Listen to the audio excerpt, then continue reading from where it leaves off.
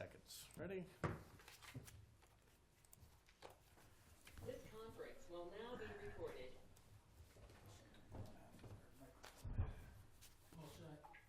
Yes, sir. Thank you. Good evening, everybody. Welcome to the February 18th Select Board meeting. We'll start off with the Pledge of Allegiance.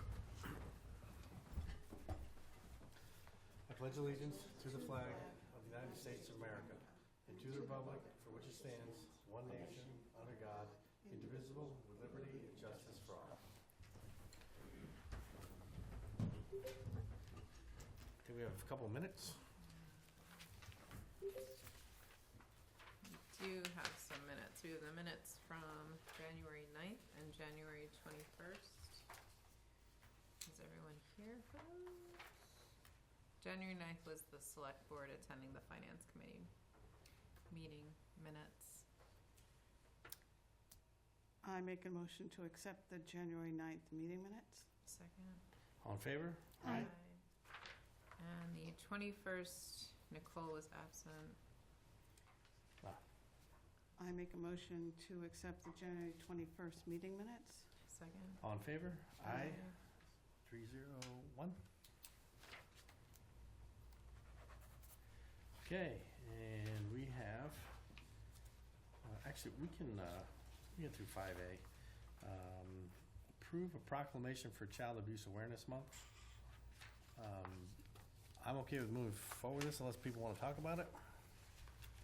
I think we have a representative here from the Children's Advocacy Center. She wants to speak. If not, Kara. Hi, I'm just turning everything on here. Hi, how are you? Hi, Kara.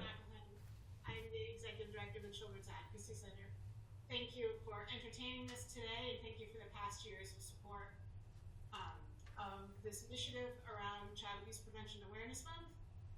Since we've last done this flag raising, the CAC has moved into a new office space in Belchertown. And I just can't say enough about how well we've been received and the support from your public schools and the police department and the community in general around helping to keep kids safe. And we look forward to continuing to collaborate with the community. Thank you very much. Where is your office located? We're in the LePage Financial Building. Oh, okay. Okay, does anybody want to make a motion to approve the proclamation? I make a motion to approve proclamation for Child Abuse Awareness Month beginning April 1st. Does it run through the month, the whole month? It does. And running through the whole month of April. Second. Any further discussion? All in favor? Aye. And may as well just do 5B, request to raise the flag for Child Abuse Awareness Month. I make a motion to raise the flag for Child Awareness Month to run April 1st and through the month of April 2025. Second. Any further discussion? All in favor? Aye. Very good. Thank you, Kara. Thank you so much. All right, we have one appointment tonight. That is Kyle Finnell of the Pioneer Valley Planning Commission with a community facilities and service update. Hi, Kyle. Good evening, members of the board. Nice to be back before you. I'm here to present our final version of the Belchertown Master Plan Community Facilities and Services Update. This is a planning document that the Pioneer Valley Planning Commission was contracted to complete an update of the master plan chapter related to community facilities and services. So that was funded through District Local Technical Assistance, which is a appropriation from the state legislature. So that was a grant that was awarded to the community to update this element of the master plan. I'm here to present the final document as it has gone before the planning board and received their final round of revisions and critiques. And so would just like to go through the document quickly with you, field any questions that you may have, and then that'll be about it. So it's a fairly standard planning document. The sections related to the existing conditions of community facilities. This includes everything from Lawrence Memorial Hall, Finnell House, school buildings, Department of Public Works, recreation fields, conservation lands, and particularly of interest for this project was the inventory of town-owned parcels. So there's a lot of unused or underused property that the town possesses. Some are conservation areas. They have open space and recreation value. Some of them are properties that were taken because of tax delinquency. So there's currently 190 existing tax parcels that the town owns. Many of those have a use, have a purpose, either in day-to-day administration of town government or public benefit and good, such as conservation areas. And then some just aren't doing much. So this particular project, we wanted to focus on that and get a better sense of what residents in the community broadly would like to see. So that engagement brought me before this board last fall. I believe it was September. And we were talking about a brief survey, which is part of the document in section 4, starting on page 17, where we identified through my work with town planner Doug Albertson and select board member Jen Turner, offered guidance on a list of priority properties. Town manager Steve Williams also supported this endeavor. But essentially, we created a short list of town properties that had been mentioned in recent planning documents and projects as potential for a reuse. We created a map of those properties, a little online survey, and we're able to publish that survey in November. And while we weren't able to do the original engagement as planned, we were able to receive 60 or so responses, I believe 61 total. And so we got at least a snapshot of what residents are thinking in terms of some of the more frequently mentioned properties across town. There is a quick summary of kind of quick takeaways from the survey on page 23 that I'd like to put into the record. Acknowledging that what feedback was provided is valuable input collected during our engagement period. Based on responses collected, residents wish to see natural spaces such as the Piper Farm property and the town-owned parcel on River Street. Residents would like those preserved and kept as open space. Respondents also seem to prefer that current uses for Old Town Hall, Lawrence Memorial Hall, and Finnell House, those seem acceptable and residents would like to see those continued. The former school buildings, this is Tadrell School down in Carriage Grove and then Franklin Street School property. Both seem well suited for other community uses based on responses.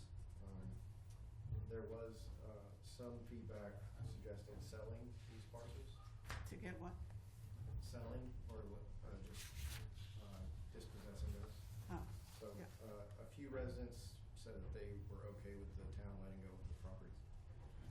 The vacant lots at 51 State Street, which was the I believe family center, and 41 Javis Street, which was an old DPW highway barn many, many years ago.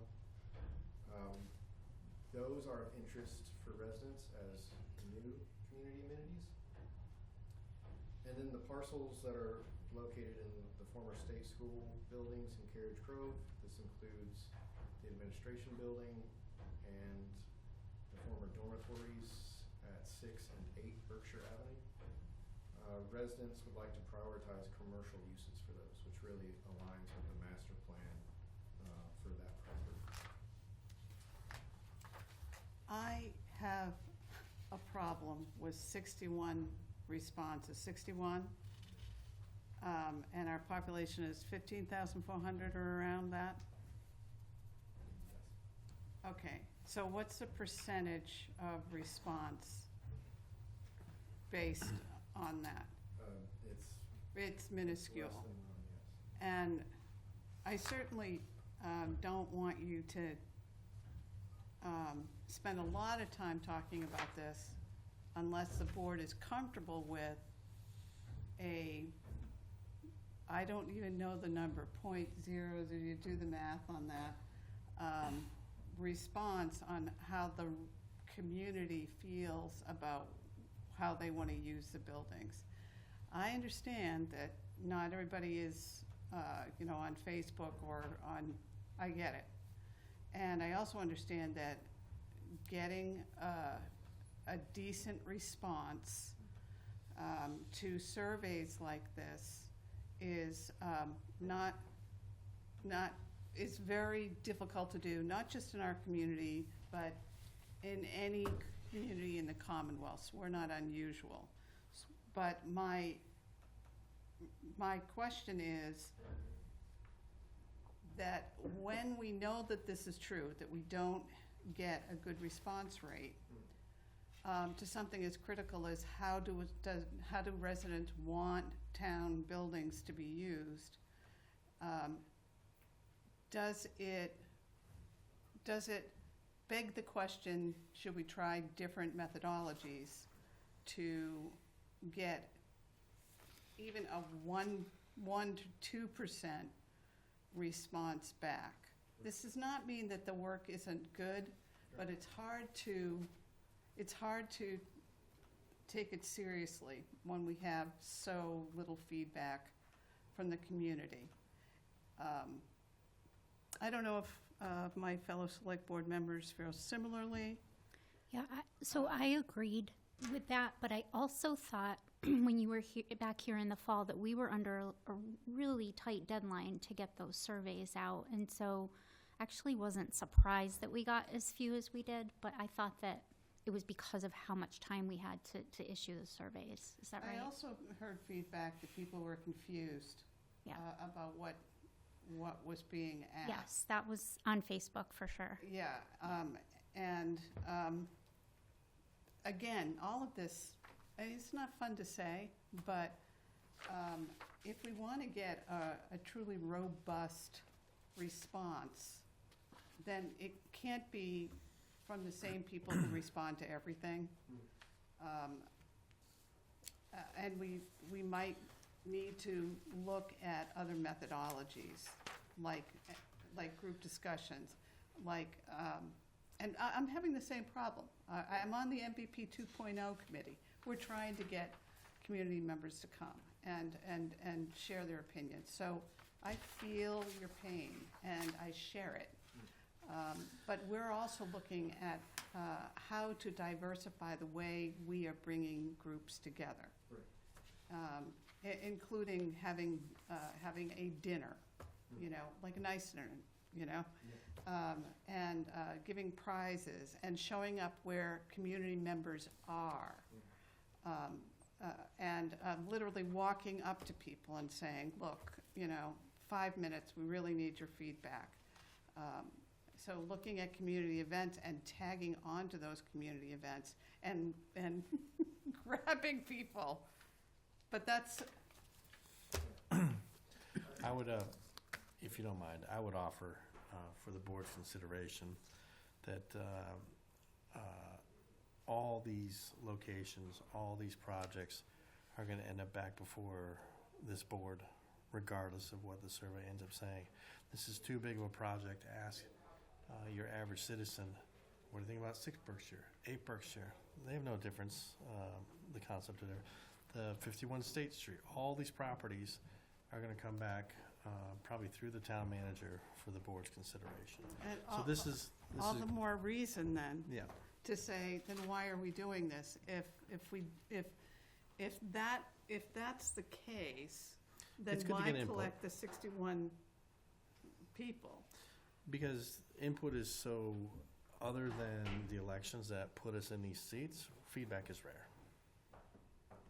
So I would take all this and say, hey, you know what? I see where people are going generally with this, but then everyone here has to make up their minds about what makes the most sense in any given area.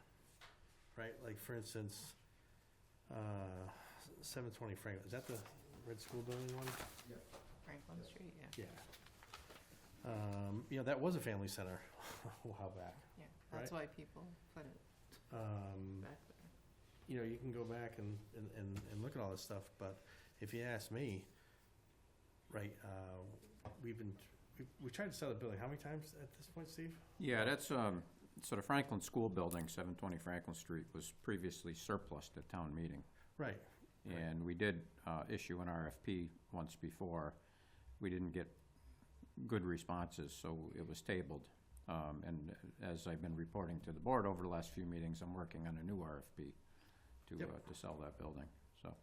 But before we go into specific buildings, I'm back at process. I don't believe that you can say, on the one hand, it's going to be back at us. On the other hand, we want feedback when the feedback doesn't even represent 0.0, I don't know if you do the I math. didn't, it's less than 1%. It's less than 1%, and say, okay, well, that's good. It's one or the other. And if we're going to make decisions because we can't get input from the town that is a reasonable number, then we should say that, rather than, look at what 61 people, less than 1% of the population has come back with. I'm just, can I? Of course. The value in a project like this is it gives us all this data and background information and the research that Kyle has done to utilize when we go for other grants. That's really the value of this document as I see it. The community input is great to have, and it'll help guide us. It's part of our community plan, the All Together community plan, but really the important stuff in here is the goals and strategies that are put forward, what we do with that information, and the background research to say that we updated this plan and that we can use it moving forward for other grant opportunities. So I think to your point, perhaps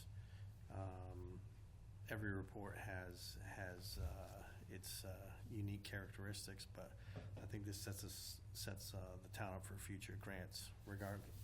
Put this stuff off to the side, but puts the town in line for grants in the future, because we need to update this along with all the other parts of the master plan on a pretty regular basis. Yeah, I just don't agree with the methodology. I think it's weak. And that's not Kyle's fault. And it's not the fault of the committee. And I'm sure when you're applying for grants, you are not saying, based on less than 1% of the people, this is what our community response is saying that they want. So just with my background and experience, it just doesn't support that. If I might suggest, maybe the town planner and Kyle could work together to keep the survey active on our website. The Pioneer Valley Planning Commission's role in this is about over. But the town planner is certainly capable of collecting additional data as time goes on, and we could always have an amendment to the document with additional responses as I time think continues. that's part of it. I think the other part is that certainly some of the responses were that it was confusing. And I thought that the survey was going to be revisited to simplify, and I've not seen what the updated survey looked like. And then the other piece is, would the town planner and the group also look at diversifying the ways in which we collect feedback, so that we do, I want this to move forward with integrity. And I think that's what's lacking right now. We don't have enough of community input to really say. And this is where we get in trouble, where people say, well, nobody asked me, and I thought that, so I do think we need to do more to get the community involved. Go to events where the community, they're already gonna be there. Yeah, so we have as you're aware, we have a communications director now, we have a grant writer Yes. now, so Use it. I would suggest that they could probably work together, see if we can find a grant for survey tools. And Kate's certainly capable of getting the word out on future projects. Fortunately, this came in before her tenure started. So I think we can leave this open. We can have this document approved so we can put it behind us, but we can keep the survey open and continue to collect data and hopefully manipulate the questions, and as time goes on, we can build on it. At least get to 1 to 2% of the population. Did you I make think it? that's a good goal. Did you make it to trunk or treat? Because I remember that was like one of the deadlines you were trying to meet. No, I did not. Okay. Yeah, there are some issues with scheduling on PVPCs. To your point, I do think it's a little bit interesting that I personally, one respondent, am quoted in here twice. Just not to say that I'm quoted, but just to say that I'm just one person, and my responses are printed in here twice How do we know? to show how. that? Well, I know they're mine. Oh, I know they're mine because I wrote them. So I just, that's one person quoted twice, shows you how little participation there was. yeah. So in the interest of, I know we have to move on with this topic. I think, Steve, you've heard the feedback. Can we keep the survey part open? But do you feel good about at least putting this in place until, whoops, I don't think, oh, he's not done? he's not done. Great, what do you got, Scott? Just to speak to, acknowledging what all of you have mentioned regarding outreach, and the fact that it's such a small sample size, it did not directly impact any of the recommended goals, the recommended strategies to meet the goals of the document. I do just want to acknowledge, because the planning board really emphasized this, and I think it's of note that there's a natural tension in communities, particularly like Belchertown, rural residential communities that provide a really high quality of life to residents through public services, with little commercial activity. There's just this tension to make sure that that quality of life is maintained. And the goals in this document and the strategies associated with that are really an effort to maintain that high quality of life that public services and facilities offer to residents of Belchertown and beyond, because reviewing the recreation department, a lot of their programming open to much more than just Belchertown residents. But I just wanted to speak to that, a couple of strategies that are of note. Leveraging the new grant writer that is on staff for the town will be invaluable moving forward to secure future funds. There is a need for us in a more centralized way to inventory and develop what the community thinks is most appropriate for a lot of these town-owned properties. So just acknowledging that this survey is not going to provide a clear answer on many of these.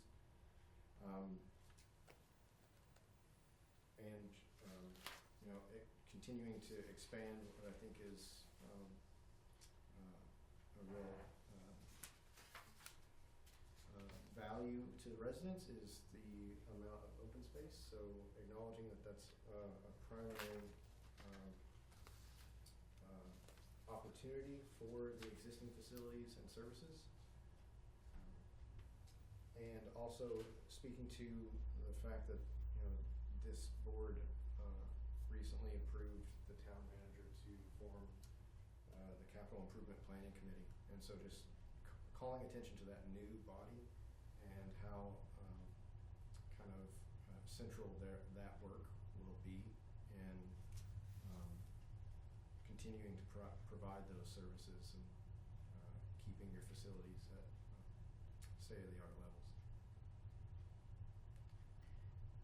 Happy to field any final questions. I don't need to go over all the details of the implementation table, but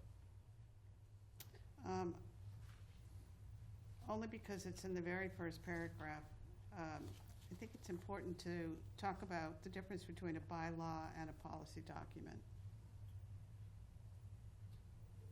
first, okay, at the start of The plan is not a bylaw, but instead a policy document intended to provide town boards and commissions and the staff and volunteers who make them function with a set of common goals and strategies which can be uniformly taken into consideration when making decisions. Yes. Are you asking for elaboration? Or? Yes. Okay. So this, again, this is a planning document, right? This isn't a bylaw that's being voted upon at annual town meeting and reviewed by legal counsel or the Attorney General's office.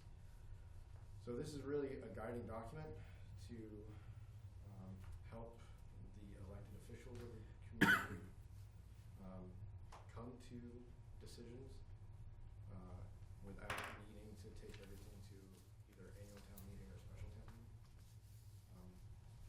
I don't know what more to say to that point, but the community has done great work in these last handful of years since 2019, I believe, updating piecemeal sections of the community plan, which was last updated in whole January 2009.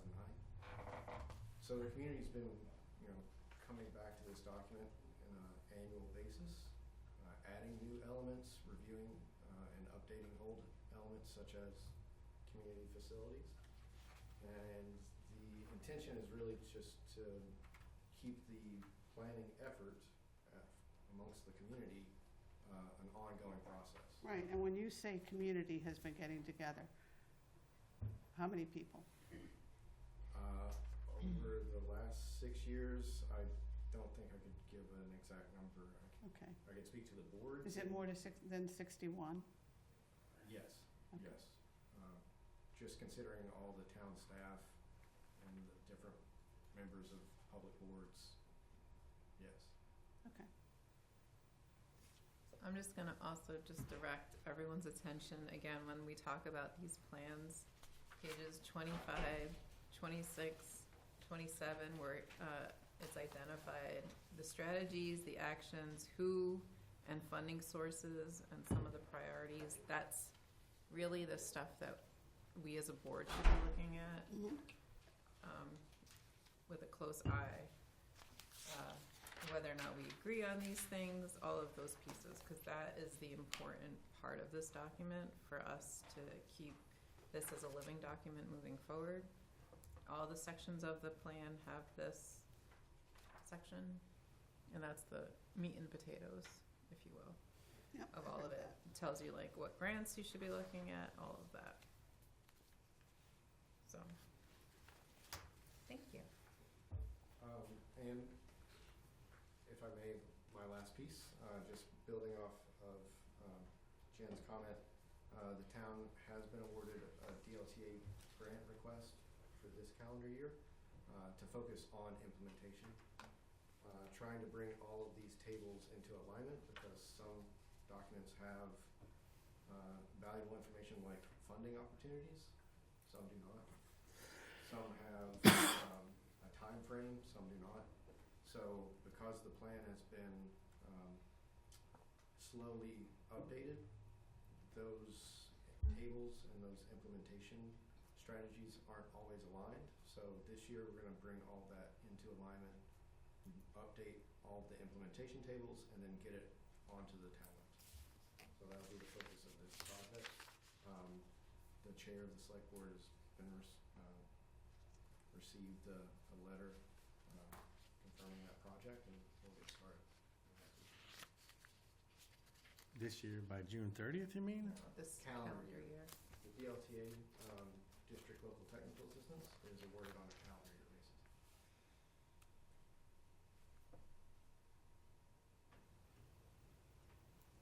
Okay, any other questions? I have a question for Steve. So I was just looking through the list of all of the properties, and there's a lot that are in there that were tax takings. Do we not just automatically turn around and put that up for sale, or do we have to sit on it for a certain period of time? We don't automatically put them up for sale because we have to contract with a, like a real estate auctioneer, if you will, broker. So we usually try to put a group together. That's something that, after my conversation with Kyle, I realized that we need to be looking at. So I have a list of properties that we're going to be reviewing. That'll be to Jay Wellahan, our assessor, our treasurer collector, Sarah Mann, our DPW director, our recreation director, myself. We'll all look at these properties and determine if there are properties that we should continue to keep, or if we should just simply turn around and sell them and try to get them back into the tax rolls. So some of the criteria that we would use is the property contiguous to another parcel of town land? Does it provide better access, parking? Does it make up a larger piece of open space if there's several parcels together? Is there recreational opportunities? And if we can't answer yes to at least some of those, then we should just get them back into the tax rolls quick. Yeah. So over the last couple of meetings, I've talked about that as one of my upcoming projects that I'm going to be working on. So we will be back in front of you with that. The tax title laws have changed recently, so new properties are probably going to be handled a little bit differently. And I'm not sure exactly how all that works yet, but I do know there's some different limitations and time frames that we have to adhere to. Very good. Kyle, thanks for coming in today. Appreciate your time. Thank you. Thank you Okay, so thank you. much. All right, 5C, the Mass Central Rail Trail. Steve, what do you know about this? Give me just a second here. Stop sharing my screen. Thanks, guys.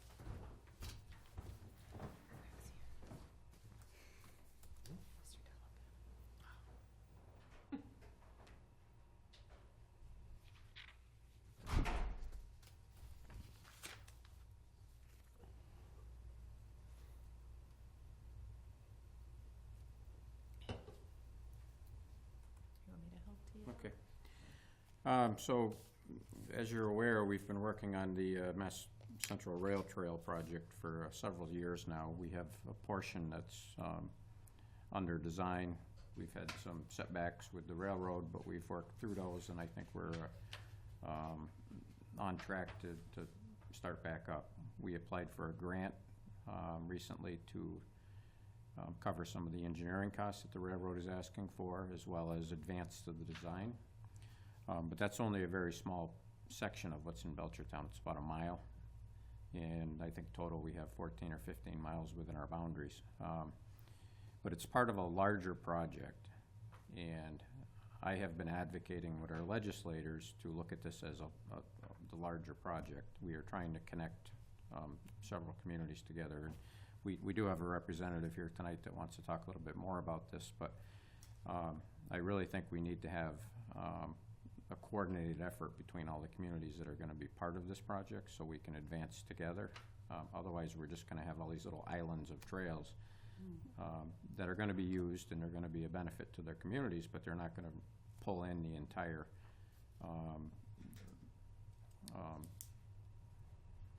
group of people that we want.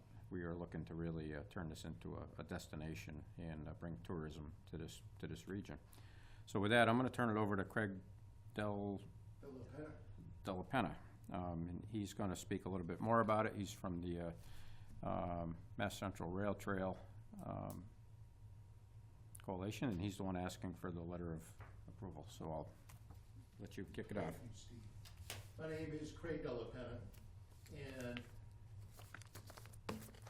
your community is astride the longest rail-to-trail project in New England, which runs from Boston to Northampton, or Northampton to Boston, depending upon which way you're traveling. It actually intersects with 18 other shared-use paths, rail trails, greenways. There's nothing else like this in North America. In many states, it only takes 3 years from soup to nuts to get their trail built.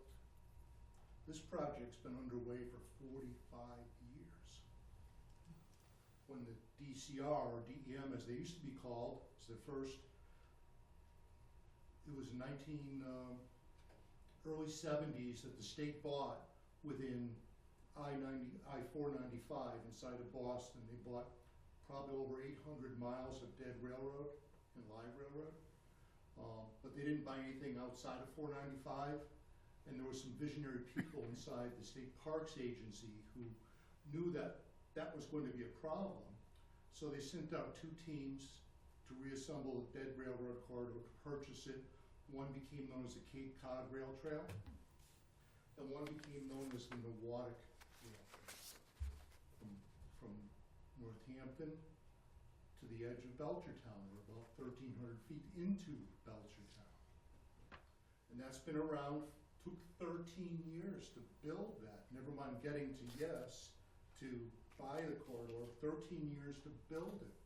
And then it came to Belchertown, and then the State Parks Agency sort of melted away for many years. We were the first parks agency, the first state with a parks agency in the United States.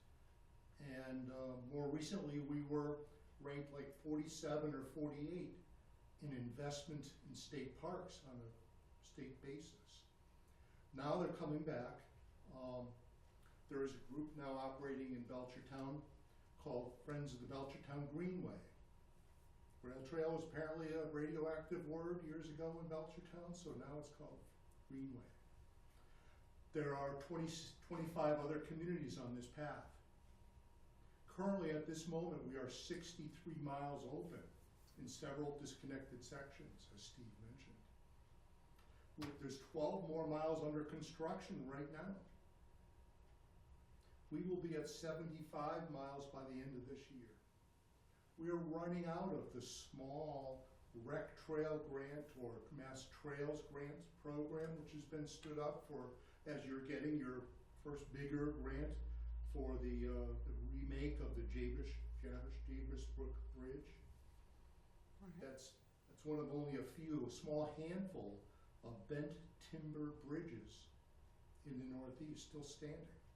It's been maintained through this grant program by the local snowmobile club, no less, over the years. I sat on the DCR panel for 10 years, ranking, reviewing projects on this. I've been doing this for 30 years. I've written 3 books on this subject, been involved in every rail-to-trail award in the Northeast, and I've given over 1,200 lectures in 21 states. I live 8 feet from one of the earliest municipally built rail trails in New England. We are piecing together a coalition, as Steve mentioned, to bring the 26 communities together. How do people do things in Massachusetts without counties? Right? We don't have effective counties as other states do. We are doing something very unusual, building a 100-mile trail in a place without any regional cohesiveness. There are no more wars left. The only impediment to getting this finished is a commitment by the state to finish the rail trail. If you go to that, and I've got some brochures here, little high altitude brochures at the end of your table, that talk about this idea of finishing the rail trail. If it gets finished, or I should say when it gets finished, because I'm the ever optimistic guy, it will produce 4 to 5 million users a year, 4 to 500,000 overnight visitors a year, $200 million a year in economic impacts to places where people coming without their cars. That concept is called wallets on wheels. It happens in other states quickly. Nothing happens quickly in this realm in Massachusetts, but we are close to the tipping point. There's 3 major bridges that need to be replaced, one over the Swift River. There's a 1,000-foot tunnel that most people of the 21st century have no idea is there in a small town called Clinton. This is going to be big, and it's going to be beneficial. And if one of the intersecting trails that connects to this is the westernmost end, which runs from New Haven to Northampton. Report we did 2 years ago showing all these metrics of use and economic impact was all based on the Boston end of things coming west.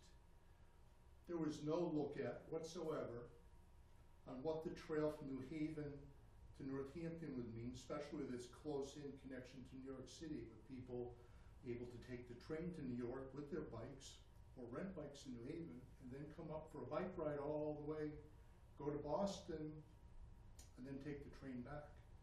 That has not been looked at. In fact, the state of Connecticut has been building that trail for about 33 years.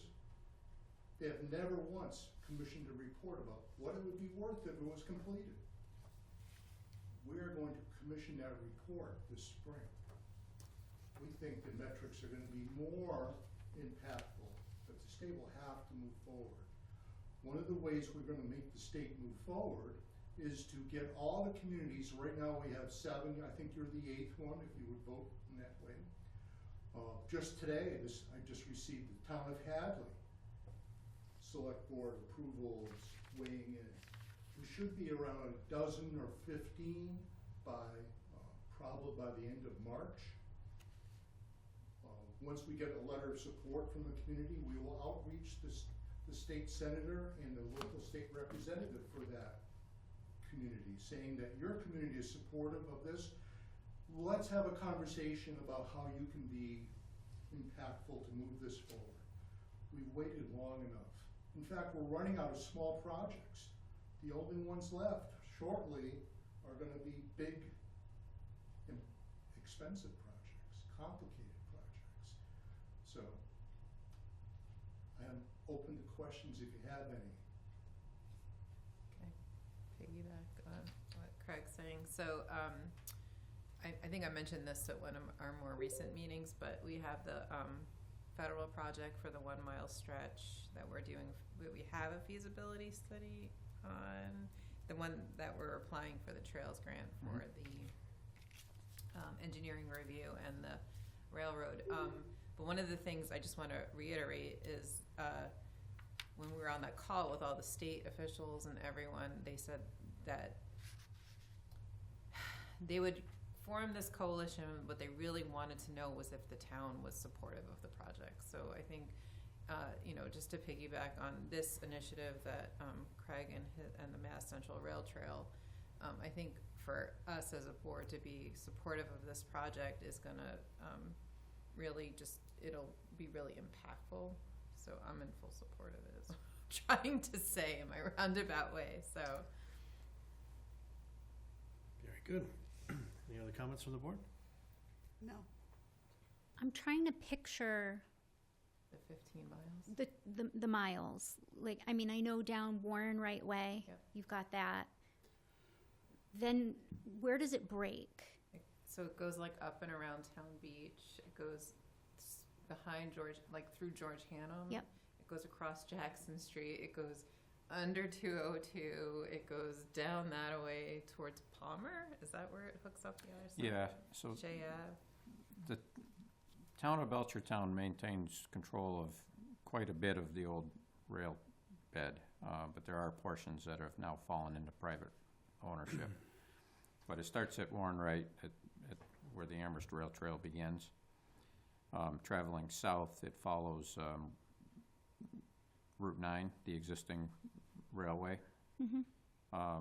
When we get into the lakes area, there's property issues through there with private ownership and lack of suitable right-of-way. It was a very narrow piece to begin with. It actually crosses Federal Street, close to the town beach, and again is in private property ownership. It crosses Bay Road by Universal Forest Products on the hill. It would cross Hamilton Street by the transfer station. It would cross Jackson Street by where Carriage Drive picks up. Yeah. And that's the section that we have currently under design is from, That's the 1 mile stretch? yes, from Okay. George Hannum, the ball field, Austin Gone softball Yep. field, to the tail end of Maple Street by Oak Specialist. Yep. So that's under design. From there, it goes under the Route 202 overpass. Yep. Which is constricted, and it wouldn't be allowed to have bicycles that close to an active railway, so we have to probably detour and go around that section. After that, it crosses Springfield Road. Yep. Continues south, crosses Route 181, and goes down and comes out right on the Palmer Belchertown line by the grog shop. So it goes over the trestle? Yes, the trestle bridge behind Mallard Estates. Yep. Okay.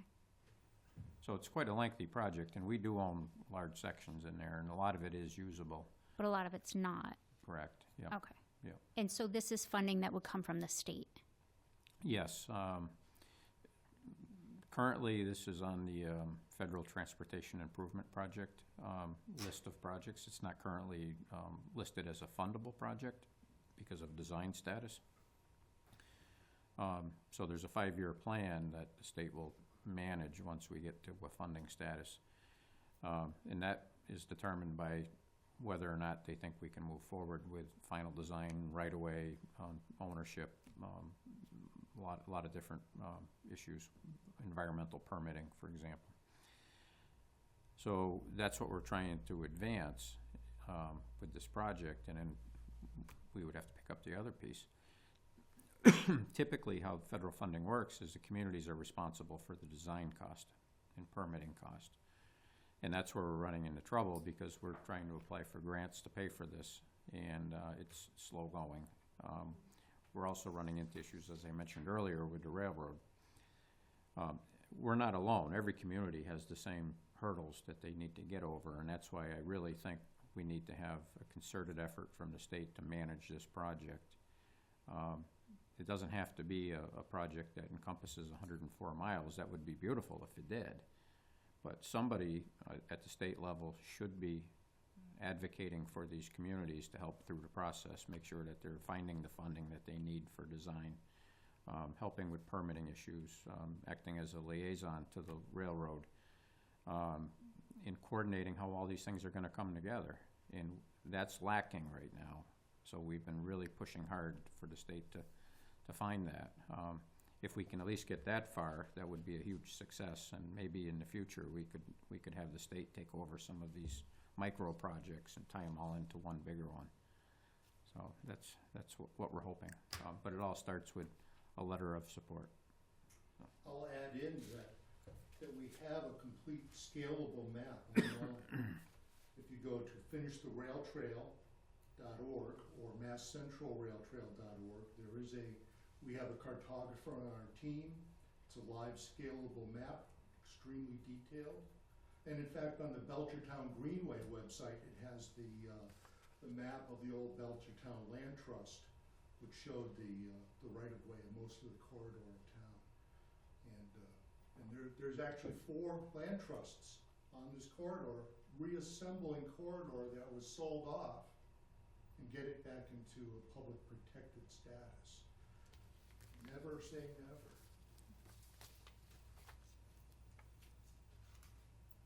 In fact, we're at 95 or 96 miles of the 104 in a public protected status right now. It's like 6.5 miles or so is still not in a public protected status. Well, I Work around it. have to commend you for your work. I mean, you have been at this for decades.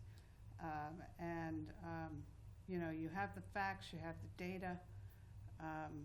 I absolutely support this project. I do think that it could bring much needed revenue into the town. And I also think that it brings all those, it's 26 communities together. You know, we have a unified effort.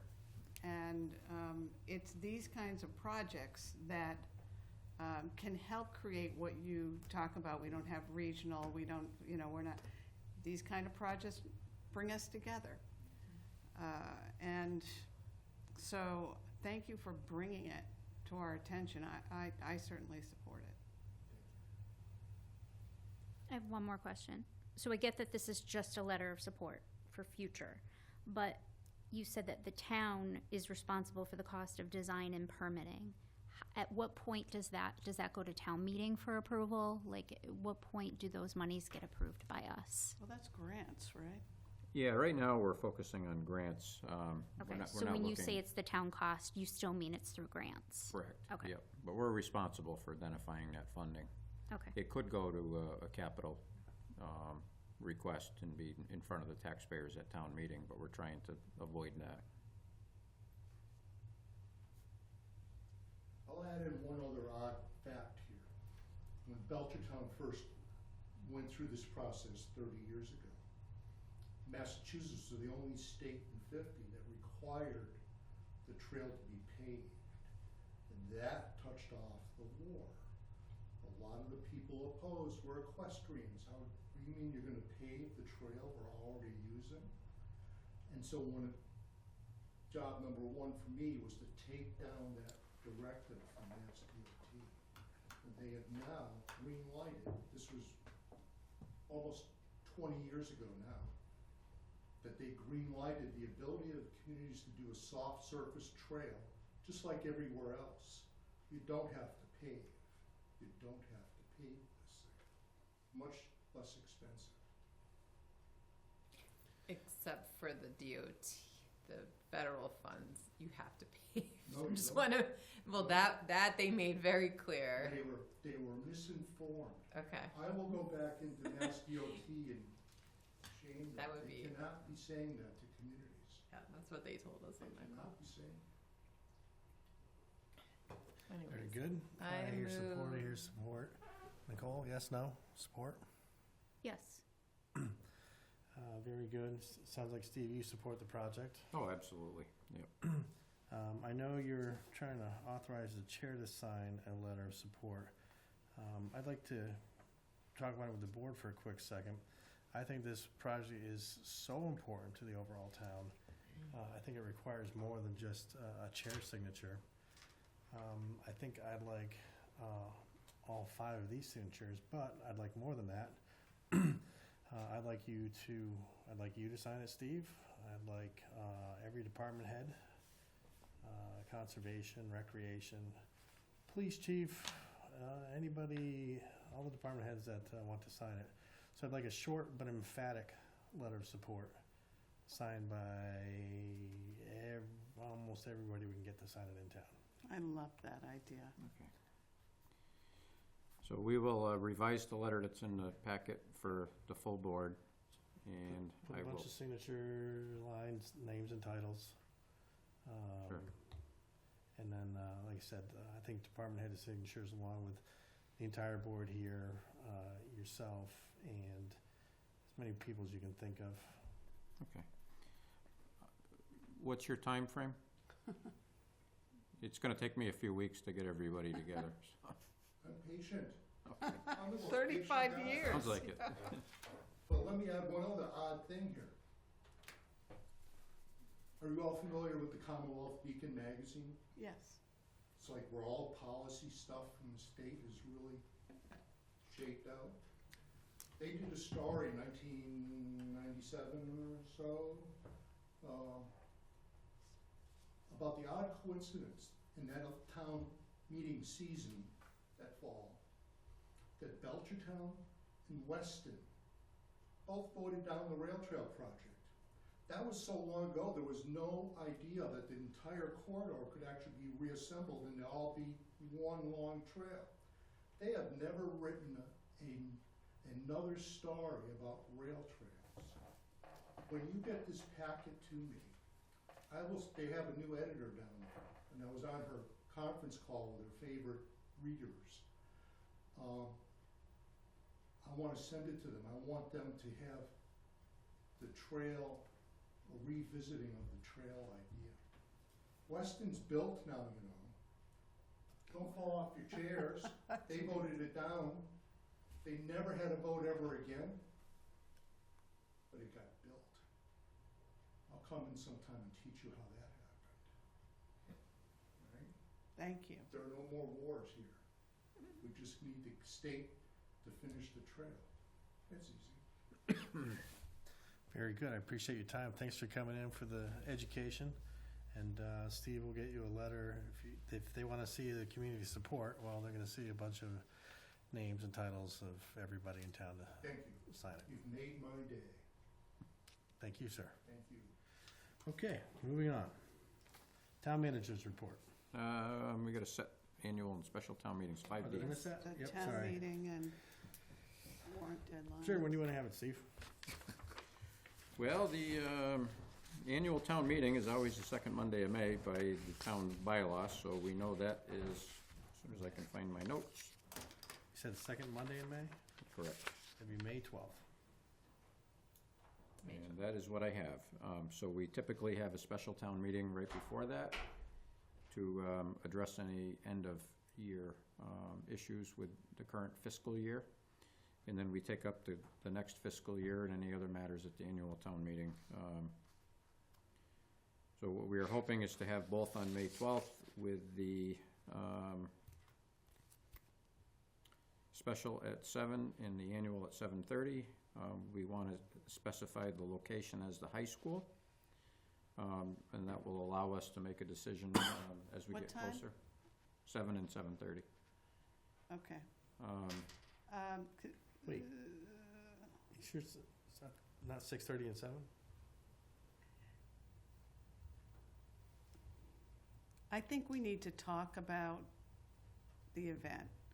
I'm not saying we talk about it tonight, but there are community concerns around parents being able to attend because there's no childcare available, among other concerns. And if we want to be fair and equitable and make sure everyone can attend,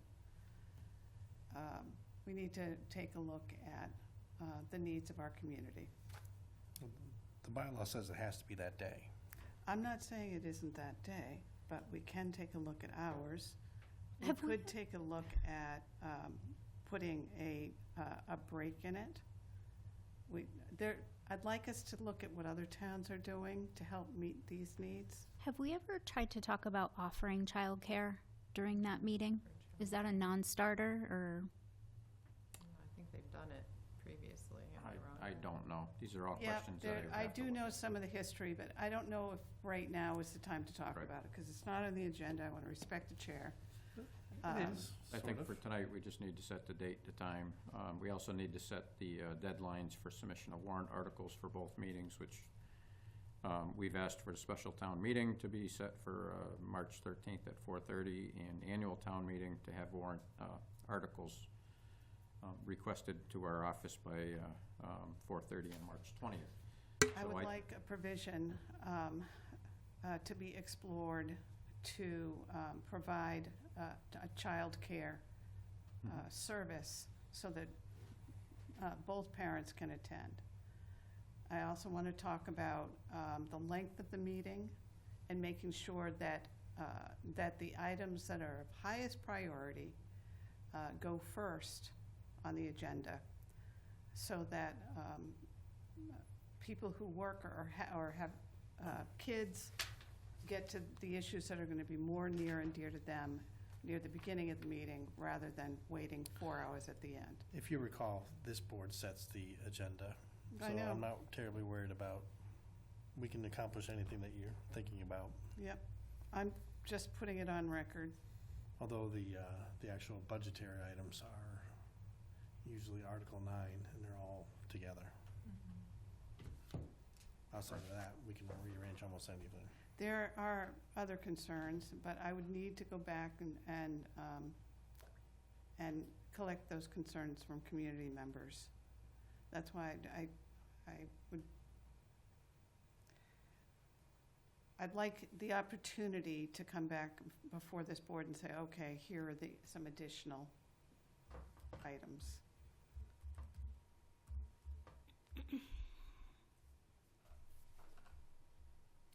Does that bar us from being able to set a date and time today, do you think? I think we can. I think there's an issue around differently abled folks and making sure that we're providing services so that they can participate as well.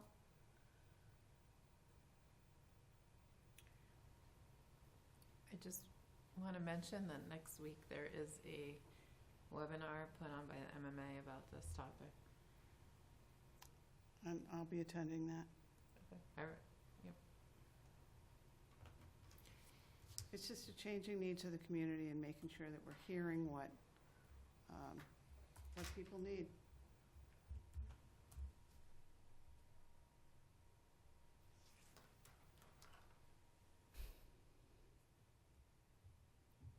So I feel like this doesn't stop us from being able to No, it doesn't. set and then maybe for a future meeting, we can talk about childcare, transportation.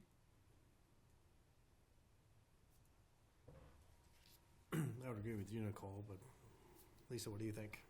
I'm thinking about it.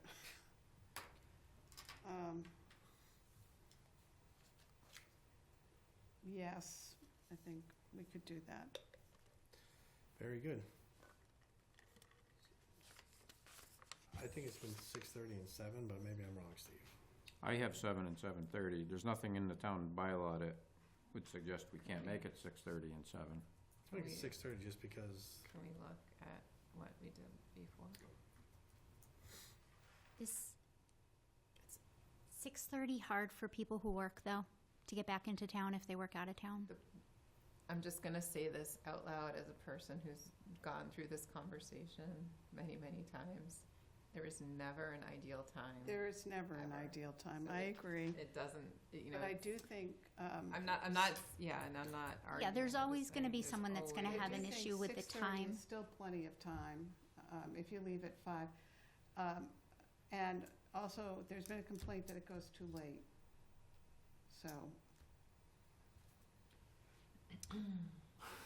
It's, look, Sorry. there's no I'm perfect. sorry. We're not gonna get it, it's not gonna be perfect. can I tease you? Yes. Yes, I won't.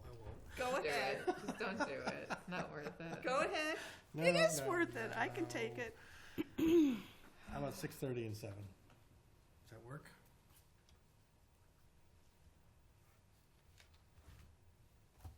So they already have it on. Sorry? They already have it on our website at 7. We could change that, though. I understand that. I'm curious what we did last year, if I can just take 2 seconds to find last year's agenda. Because sometimes these meetings do go late. I think the select board usually meets at 6:30. I We can think meet at 6. that's what it is. That's, Yeah, it is. that's Special's what it at is. 7, and then- That's what it is. That's exactly what it is. So we would have to move everything up a half an hour. I'd be fine with that. I'd be fine with that. So what are you saying, 6:30 and 7? Right, but we would meet at 6. Yeah. And then the Oh, meeting would okay. start. Yeah, at that's 6:30. fine. 7. Yeah. And then that would help either the back end or maybe perhaps, make room for a break, although that's the moderator town meeting decision if they want to take a break or not. Right. Usually there's a team, right, that does the logistics of town meeting. Well, the issue, well, first of all, the special town meeting is generally just making last-minute budget adjustments to the current fiscal year. That's usually not very well attended. It's very routine business. We're moving $5,000 from one budget to another, just to balance the books by the end of the year. If we have any bills that were not paid prior to the close of the previous fiscal year, we may address those, but there's generally nothing that's for the current fiscal year that's coming up. So doing a 6:30 special is, if people miss it because of reading, it's probably not gonna be why they wanna be at town meeting in the first place. Right. So 7 o'clock, I think, works. Having a break, the problem with that is the Board of Registrars have to check everybody out and check everybody back in. Oh, that's right. Yeah. And that's why we don't have breaks in town meeting. But we're saying it's gonna start at 6:30. Special, Special. Ed's suggestion is special at 6:30, annual Regular. at 7. So Oh, move not that. meeting at 6 for us? The select board would meet at 6. We meet Special at town 6. meeting at 6:30, town meeting at 7. The select board always has a meeting prior to town meeting Yep. too. Yep. Yeah, Not that there's ever anything, it's just in case we need to talk about anything, which Yeah. historically is generally, not much. we don't.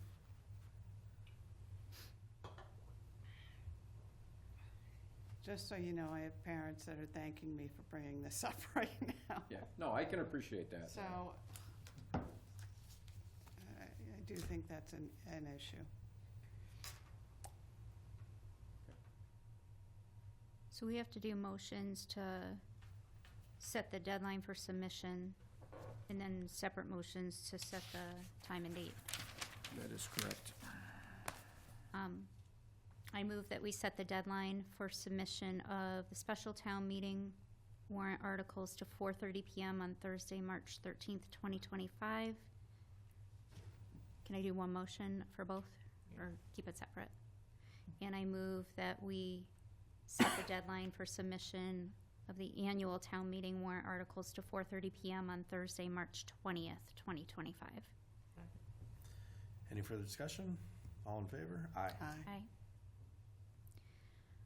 I move that we set the location, time, and date of the special town meeting to 6:30 PM on Monday, May 12th, 2025, at Belchertown High School, and the annual town meeting to 7 PM on Monday, May 12th, 2025, at Belchertown High School. Second. Any further discussion? All in favor? Aye. Question.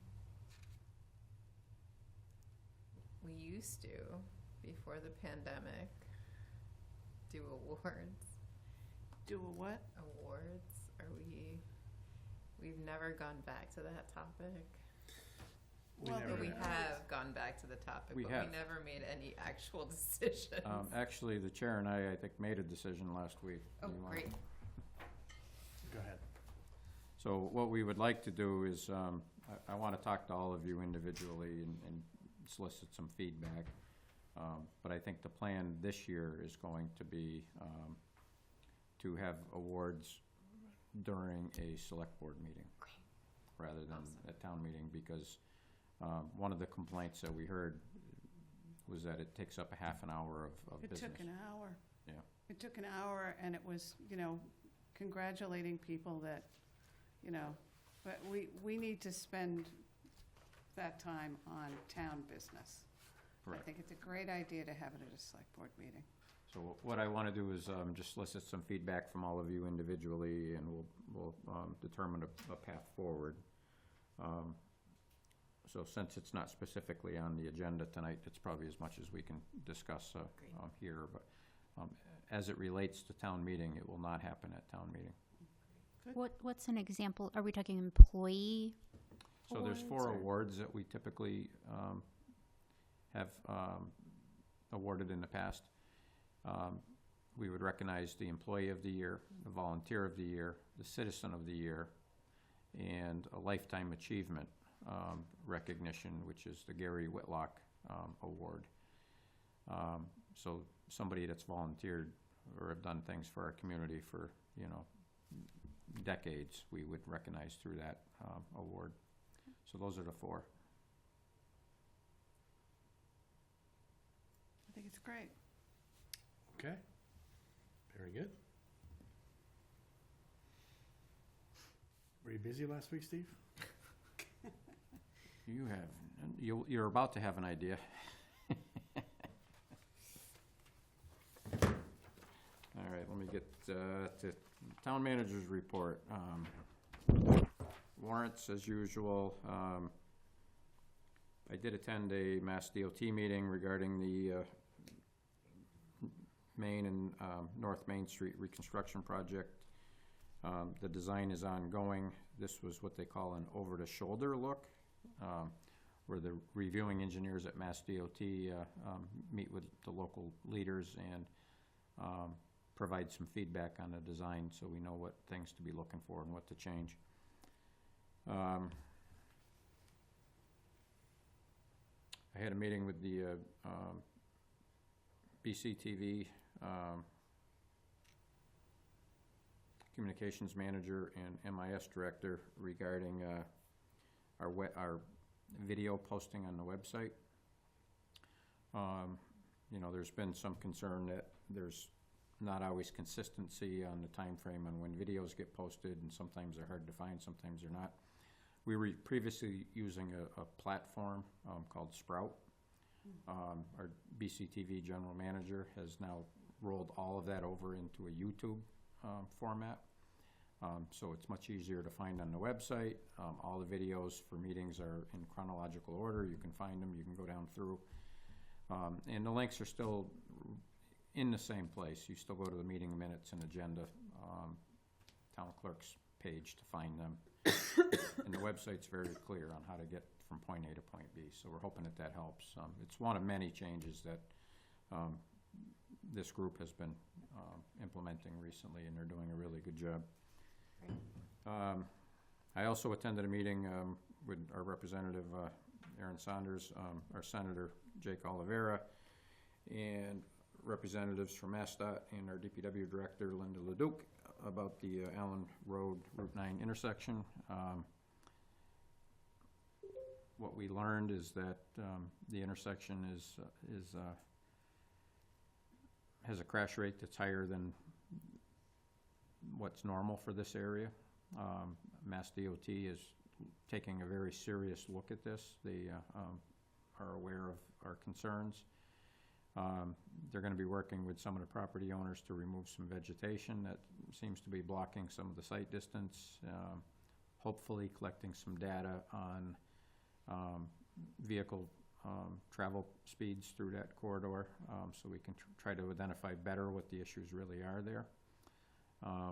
And we're going to be meeting again once the leaves begin to pop out and the snow's gone to actually meet on site and take a harder look at it. So they were very cooperative and understanding, and I'm happy to report that I think we're going to see some work there. I just don't know what that's going to be yet. Steve, if I can stop you real quick on that one, right?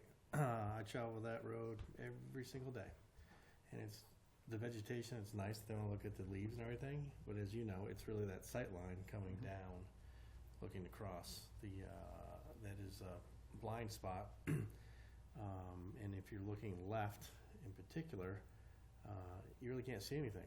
You know, at night it's easy because you see the headlights off in the distance, but during the day, or if it's raining or snowing, you can't see anything. And that's what makes it super challenging.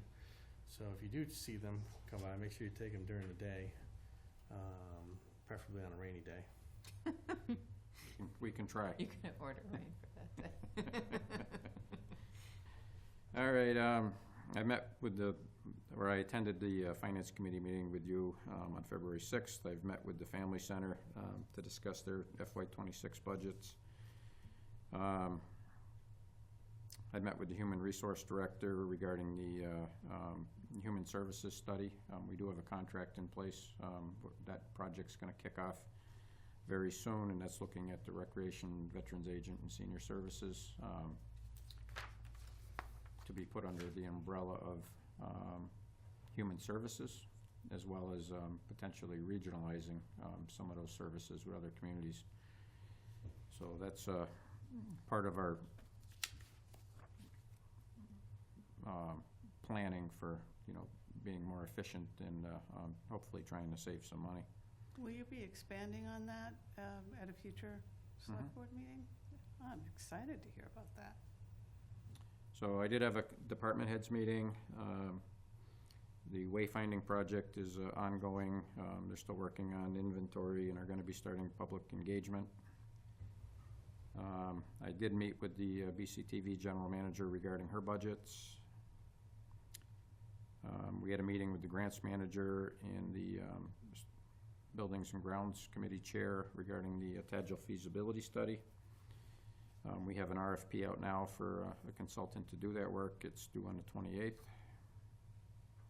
I attended the athletics meeting at the Chestnut Hill Community School Library. We talked about the condition of the high school fields and fundraising opportunities for the booster clubs. I've been attending capital improvement planning committee meetings. They do have a short list right now of capital projects. I think the year one priorities is in the tune of about $6 million. And we know we only have a little over 400,000, so we're gonna have to pare that down a little bit further. I believe the total 5-year plan, which hasn't been built out yet, but all the requests are in, and that's upwards between 18 and 20 million. So it's quite a list of projects. Steve, if you don't mind, right, to me, that's not a shock. Mhm. It's been deferred maintenance for so many years. It's concerning, but we have to address these issues, right? And I know you're gonna have a 5-year plan to put some of this stuff together. It's just unfortunate we find ourselves in this spot today. Yeah, I think there was such a backlog of requests that the committee was struggling to build a 5-year plan out, so I backed them away from that and said, we have to have year one, because we need to know what we're gonna be applying our capital monies to this year. So as soon as we get the year one report, they're gonna start working on the other 4 years of the plan. And that'll give us an opportunity to figure out what we can fund, and anything that doesn't get funded automatically gets rolled into year two. So it becomes a stepping stone for them to complete the project. So they're gonna be busy this year. I think once they get the 5-year plan built out, it'll be a little bit easier for them in the future. But this has been a bit of a slog, and I do appreciate all their efforts. I've been meeting with the town accountant, going over budget adjustments. That's still ongoing. We know we have to close a gap of about $400,000 from what was proposed to what we have available. And I did attend the recent Board of Health meeting, and I have nothing really to report about that. Updates regarding ongoing projects and business.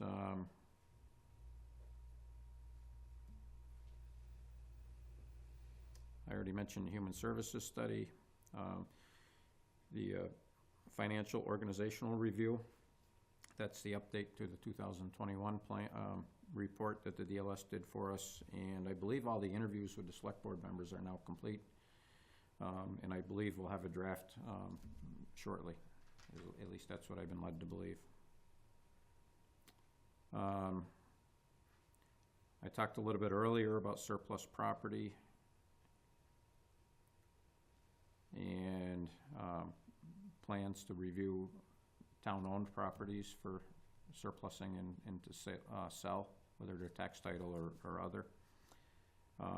So that'll be on here for a while as we work through that. Next meeting, we already have one appointment, and that's to discuss the mural project at the transfer station. They have 3 final designs, and I believe it's up to the select board to pick the final one. There's 3 designs. 3 designs, correct, yep, and the select board has the final say, right? No, but there's 3 separate designs. We have to pick out of the options, 1 for each. Okay, I just want everyone to be clear. We're picking the final design, but we're picking 3 final designs. That's what Okay. I'm trying to say, sorry. I'm glad you clarified it, because even I wasn't clear on that then. I do have some grant updates. We recently received $19,000 for firefighter gear from the Executive Office of Public Safety and Security. As Kyle Finnell mentioned earlier, we received a DLTA grant through the Pioneer Valley Planning Commission to create an interface for our master plan so that the implementation schedules are interactive.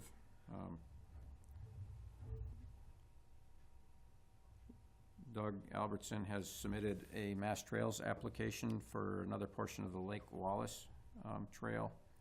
Sarah Fortune from our Conservation Department has also submitted a Mass Trails application for the MCRT project for design and review. So there's a lot going on there. You know, Allison's been working with all the department heads on these applications, so I think we're starting to see a little bit of momentum with that. I got word at the Senior Center, AARP has been providing free tax preparation services. They had 90 slots available on January 6th, and within an hour, they were all full and they had a waiting list. So they were referring some of our seniors to other communities. And, you know, with any luck, they'll be able to open up some more slots, but it's a simple return only. So it just goes to show, you know, the need that we have here in town. And then finally, the FY26 budget update. That's been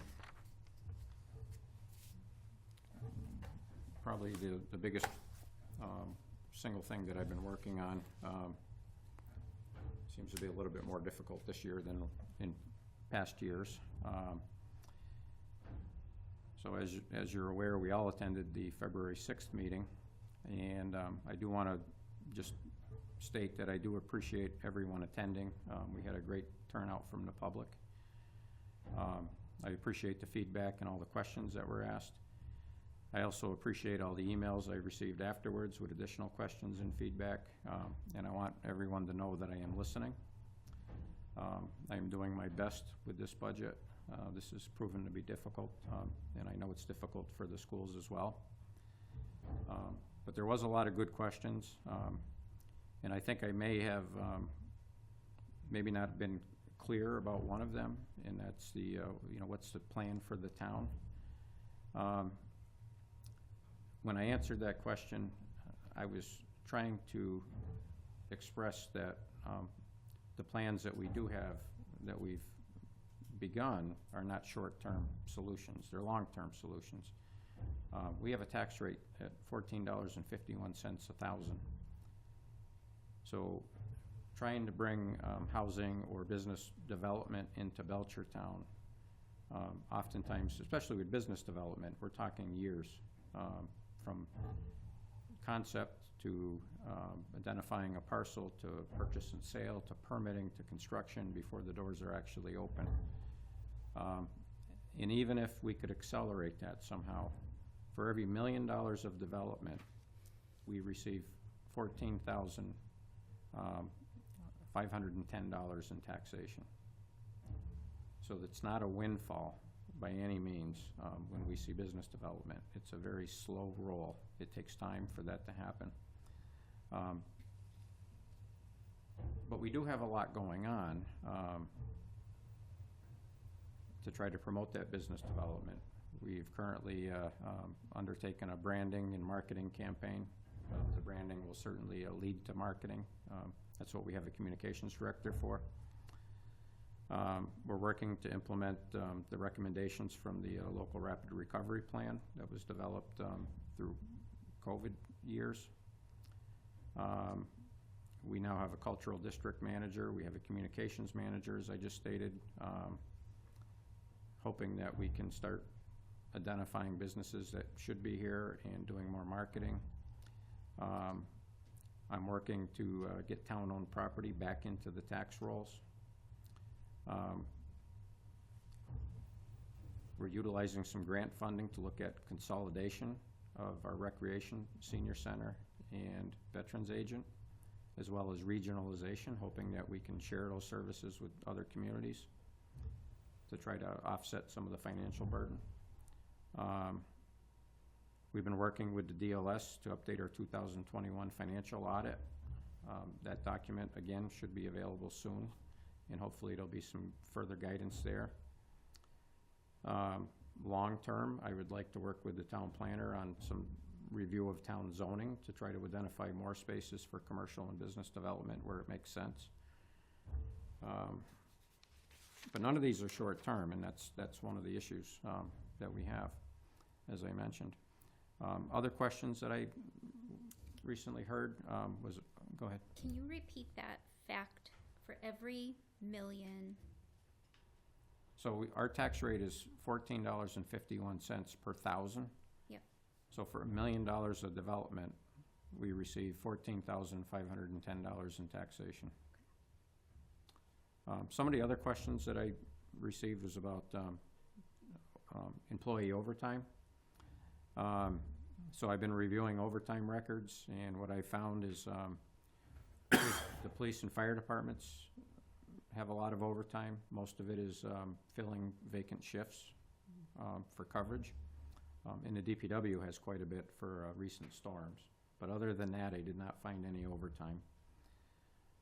People have asked about the reason why call firefighters can't replace our full-time firefighters. So last year, 2024, we did 2,781 calls through our fire department. I was asked if that's a real number. That number comes through our 911 dispatch. So yes, it's a real number. 2,158 of those calls were for medical services. In our call force, we do not have EMT paramedics on our call force.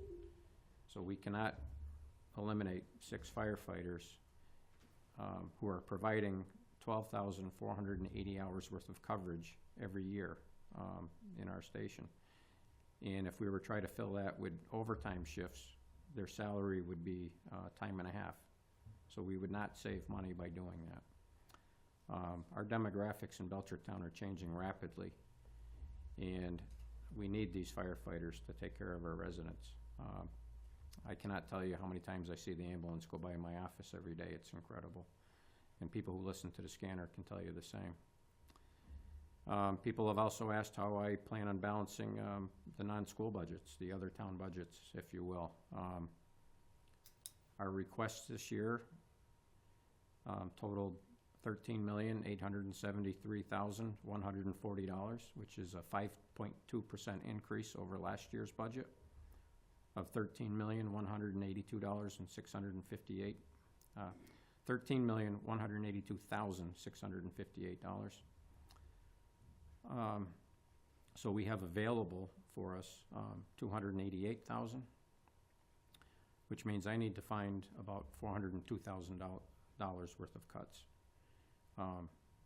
and adjustments to our budgets to make that fit. I am looking at targeted reductions through a line-by-line item review of all of our budgets, looking for any place that funding was turned back last year into free cash, and how we can tighten that differential up a little bit. Our Department of Public Works recently locked on heating oil for the non-school buildings. Linda managed to save us 17 cents a gallon over last year's prices. That's great. So that was great news. And there's also savings with our gasoline and diesel, but I didn't have those available for tonight. Last year, we negotiated contracts with our DPW, our police department, our fire department, and they all have a COLA of 2%. They all recognized the situation we were in, and we move forward with those contracts, and that's going to help us tremendously.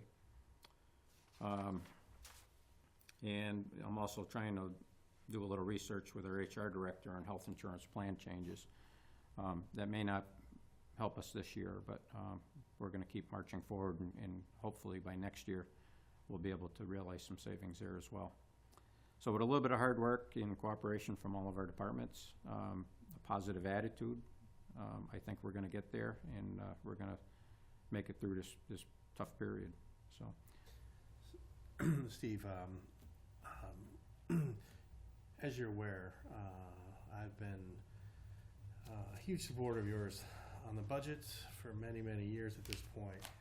And I'd like to thank you for taking the time to articulate, because the other week it wasn't the proper venue to explain what it is that you're doing on the town side budgets, line item by line item.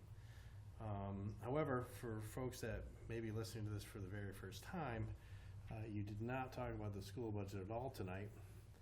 And can you explain why the school line item budget doesn't go through you, for instance?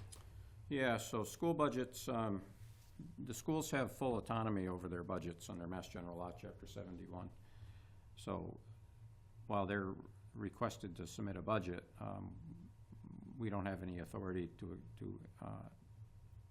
either ask or specify how they spend their funding. So that's why I don't have as much oversight or involvement in their budget as I do with the other town departments. But they do have to come through you for the overall number to get it into the town meeting, which is where town meeting votes it up or down. That's correct. So That's the only place where there's any influence whatsoever. And given the fact that the budget process started with Jay Wellahan setting the tax rate the way it was, the first part, and there being about roughly $60 million or so for the budget allocated this year, it kind of gets allocated a very similar fashion from year to year, which there isn't that much leeway, no matter which way you go. So to make a long story short, Steve has line item authority for every other department in town except for the school department. And that's why we weren't talking, because the school committee was a participant in the meeting we had the other week. That's why we did not talk about it, because none of us have any authority over the school line item budget. So the plan needs to come from the school, not from the finance committee or the select board. correct. The select board sets policy, That's and right. the policy this year was how the free cash was going to be distributed and how new growth was going to be distributed. In the past, it's been 70-30 between the schools and the town, and that was consistent this year. So after the decisions were made on free cash, what was remaining was also a 70-30 split. And that's how the overall numbers are derived. When I mentioned that I have $288,000 to work with, that's where that comes from. It was 30% of available revenue over and above last year's budget. Great explanation. Any questions from the board? All set, Steve? Yes, sir. Thank you.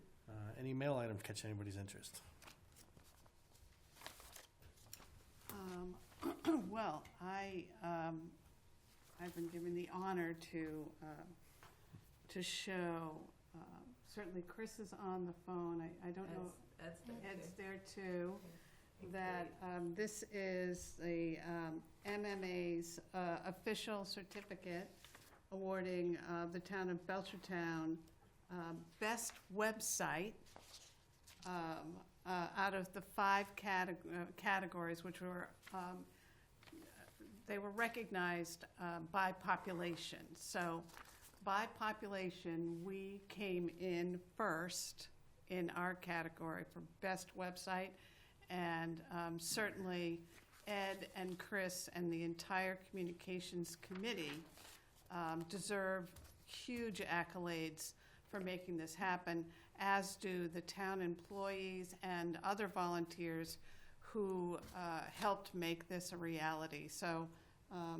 if I can say this on behalf of the board, thank you so much for your efforts, and we're going to try to figure out the appropriate place to hang this so that people can see it and be proud of the work that's been accomplished. Thank you. Well, thank you very much. First you're muted, I don't know if you have something to say, but we really appreciate it. This was, you hear it all the time, it was a team project, it really was. A lot of people pitched into this. Thank you very much. There was a lot of help from, like you said, from townsfolk, Terry, Donna, Kevin, a whole bunch of people were all there, you know, through all the trainings, all the planning, everything else. It was really a group effort by everybody. And, you know, it's really exciting that we won the award. It was, you know, as Jen knows, the town's been working on this project for a very long time, and to finally get it done and win an award is just amazing. So we're very happy. Anybody know how to digitize that and put that on our landing page? Yeah. Yes. We can probably find someone. Awesome. All right, thank you, everybody. Thank you. Thank you. Any other mail? Moving on, board member reports. Ms. Turner. Oh, you're starting with me this time. Last week, so I might have mentioned this to some folks. So I had this meeting that I shoehorned my way into with Workshop 13 and Launch Space, which is a makerspace up in the town of Orange.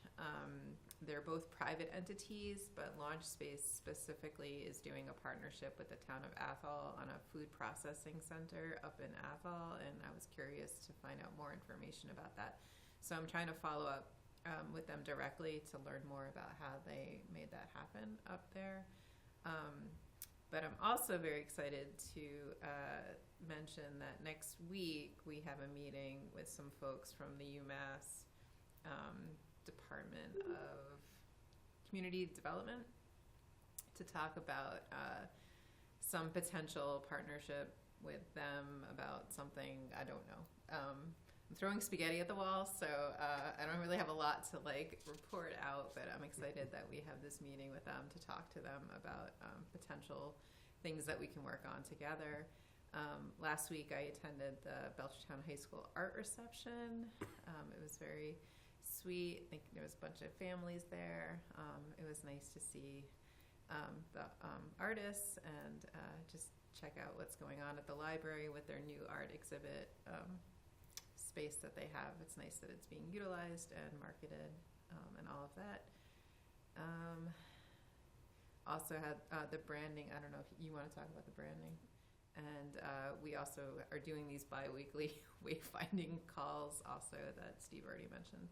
I also had a meeting with a hotel developer in the area and got some information about what a community would require to locate a hotel chain or a hotel of any size here in town.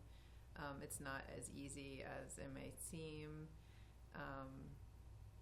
but hope is not lost. It might take some work. I'll stop there. Awesome. Nicole? So February 5th and 11th, I attended branding meetings. We chose our final graphic designer for that. It's a company called Locality out of Iowa, I think Iowa. We talked to a bunch of finalists. We narrowed it down, and Locality just really she asked great questions. She really cared about learning about Belchertown, coming here, understanding what Belchertown is about. She said, as we go through the creative process, she's not gonna nickel and dime us for every artistic change that we make. So there's just kind of got this feeling that she really cared about taking on this project. So we will be meeting with her soon and just start brainstorming. February 6th, went to the tri-board budget meeting with you all. And then February 7th, I met with our HR director, Joanne, and reviewed the health insurance renewal that's coming up for FY26, just to kind of throw some ideas around on ways that we could save money but preserve the benefits. One of the things that I noticed, can I be a little bit okay, just with my thoughts on this. I feel like the Hampshire County Group Insurance Trust, they offer these two plans to the towns. They're super, super rich plans. They're really expensive, although when you compare them they're not that expensive for what they are, but there are just so many other things that if you think out of the box, we can get cheaper health insurance plans in place that actually preserve the benefits for the employees, keep a really rich benefit for the employees. And it's a little disappointing to see that they haven't done that. I mean, these are plan designs that I've been doing for years personally that I feel like they should be putting in place now. I don't know, quite understand that, but like Steve said, it's something to think about for maybe next year. And that is it. That's all I have. Thank you. Lisa? Well, I've been very, very busy with Flumageddon. And so outside of the Finance Committee meeting, I've been eating antibiotics and trying to just get back on my feet again. I think I'm finally through with it all. But if you're hearing reports out there, about there being a confluence of sickness, there is. So take care of yourselves. Wear masks if you can. Just take care of yourselves. That was actually discussed at the Board of Health meeting.